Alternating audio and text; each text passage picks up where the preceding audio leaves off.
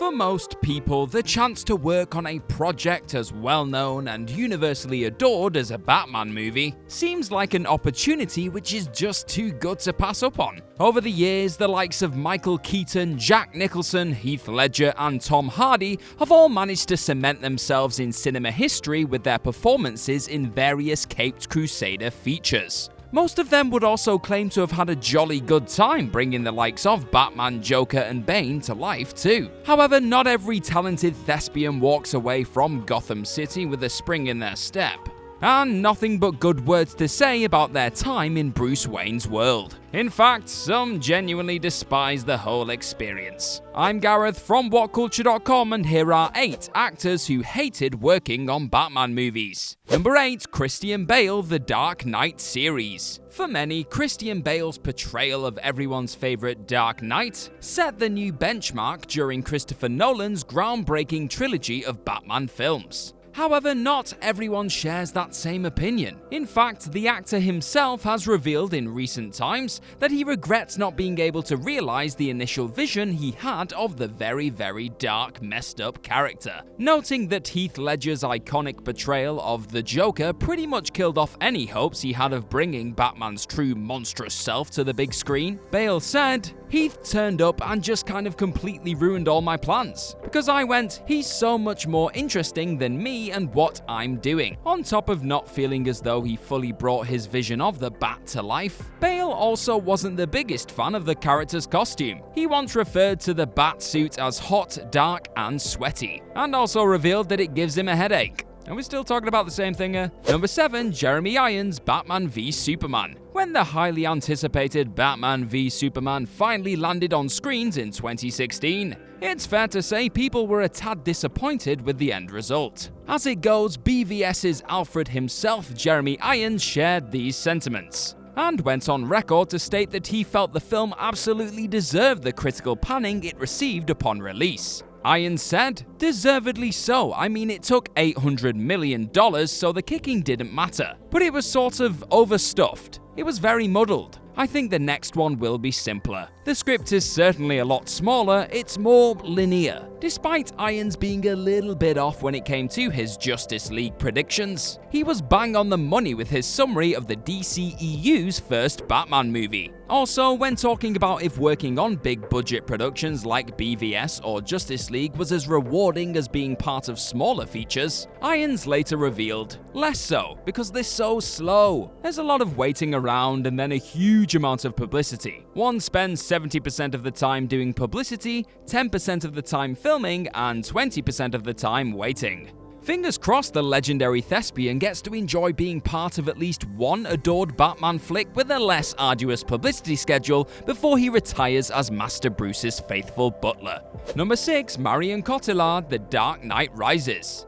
Though The Dark Knight Rises is by no means a perfect movie, it's still a generally well-made film with a number of standout performances, from the likes of Tom Hardy as Bane, Christian Bale as a broken-down Batman/Bruce Wayne, Anne Hathaway as Catwoman/Selina Kyle, and Marion Cotillard as Miranda Tate/Talia al Ghul. Yet despite delivering the goods for the majority of her time on screen in the series-ending flick, Cotillard's performance during Talia's death was widely criticized by moviegoers all around the world. A few years later, the actor sensationally admitted that she agreed with the fans, and couldn't understand why director Christopher Nolan chose to keep that take in the finished product. She said, "Sometimes there are failures, and when you see this on screen, you're thinking, why? Why did they keep that take?" Nolan clearly felt that this was the version of Talia's demise which best suited the rest of the trilogy concluding epic. But Cotillard obviously disagreed,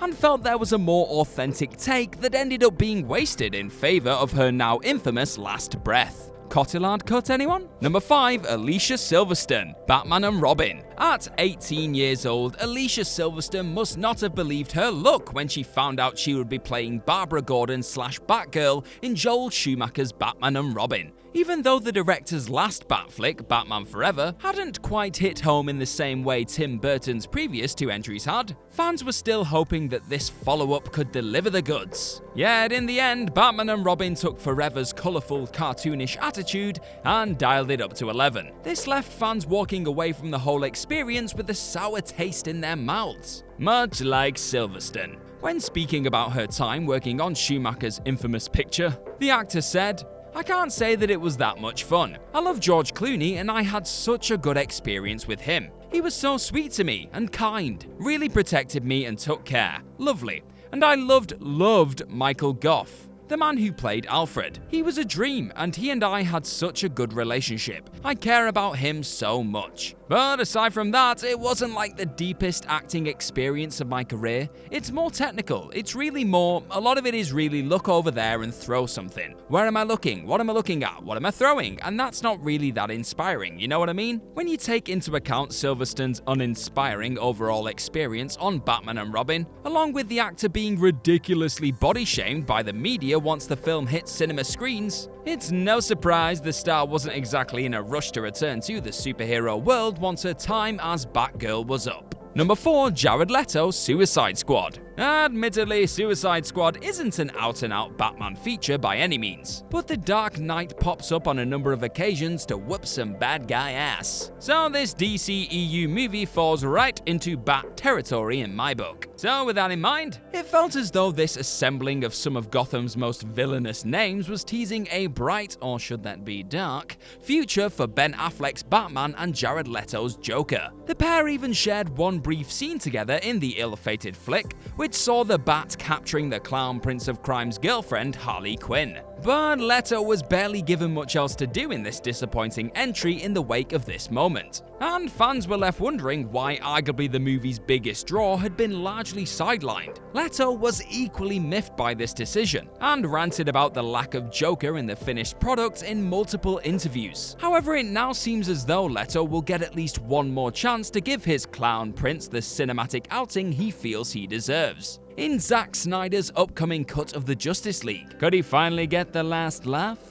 Get it? Cause he's a clown and I'm gonna stop. Number 3, Val Kilmer, Batman Forever. Playing the titular hero in a Batman feature isn't all sunshine and rainbows. Sometimes the weight of the cowl can be too much for an actor both figuratively and literally. Yet besides from absolutely despising the incredibly uncomfortable Batsuit, are you sensing a theme here? Val Kilmer had another reason for eventually falling out of love with the character of Bruce Wayne / Batman, whilst working on Joel Schumacher's Batman Forever. After filming had concluded one day, Kilmer was informed that billionaire businessman Warren Buffett would be stopping by the set with his grandkids. So the actor decided to fight the desire to de-cowl for a while longer, in order to give the children the chance to meet their favorite hero. Only when the kids turned up to the set, they were more interested in playing with the Batmobile and trying on the Dark Knight's masks than meeting the dude actually playing Batman. It was in this moment that Kilmer realized something very important that would seemingly affect the rest of his time in the role. He said, "Batman isn't meant to be a real guy. Batman is meant to be so anonymous that the person who is looking at him can see himself in him." He then added, "That's why it's so easy to have 5 or 6 Batmans. It's not about Batman. There is no Batman." This depressing epiphany eventually led to Kilmer refusing to reprise the role for the disastrous Batman and Robin, which proved to be a very wise decision indeed. Number 2, Tommy Lee Jones, Batman Forever. Back in the mid-90s, Tommy Lee Jones and Jim Carrey were arguably two of the most in-demand movie stars on the planet. So when the pair were both roped in to play Batman Forever's villains, Two-Face and the Riddler, in 1995, fans were rightly expecting something rather special. Despite the majority of the flick often failing to deliver, Carey and Jones's irrepressible charisma still shone through. With that in mind, you'd probably expect to hear that the pair got on like a house on fire while shooting, seeing as though they spent a large amount of the film on screen together. Well, not exactly. As it turned out, Jones thoroughly detested working alongside Carey, with the latter confirming as much during an interview years later. Carey's comedic stylings aren't for everyone, but the actor seemed to think his co-star was frustrated frustrated for another reason. He pondered he might have been uncomfortable doing that work too.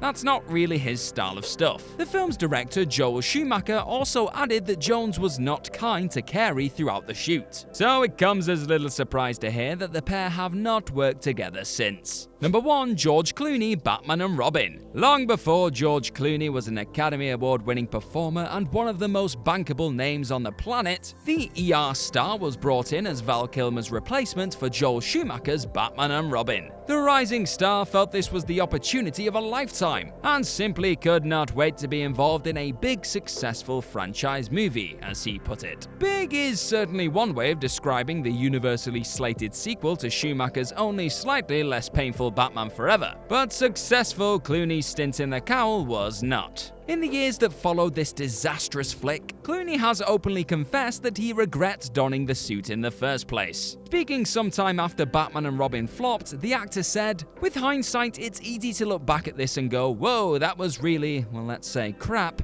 and I was really bad in it. It was a difficult film to be good in." Over the years, the actor frequently apologized for his role in the film, which ultimately forced Warner Brothers to reboot the whole franchise. However, if Batman and Robin never happened, would Christopher Nolan's genre-defining realistic masterpieces have still been birthed into existence? It's hard to say for sure, but all is definitely forgiven at this point, Mr. Clooney. Just please don't pick up that bat phone if it ever starts ringing again. And that's our list. Know of any other actors who hated working on Batman movies? Let us know all about them in the comment section below, and do not forget to like, share, and click on that subscribe button. Also, be sure to head on over to whatculture.com and click on some more awesome articles just like the one this video is based on. I've been Gareth from whatculture.com, thank you very much for watching, and I'm sure I'll see you very, very soon.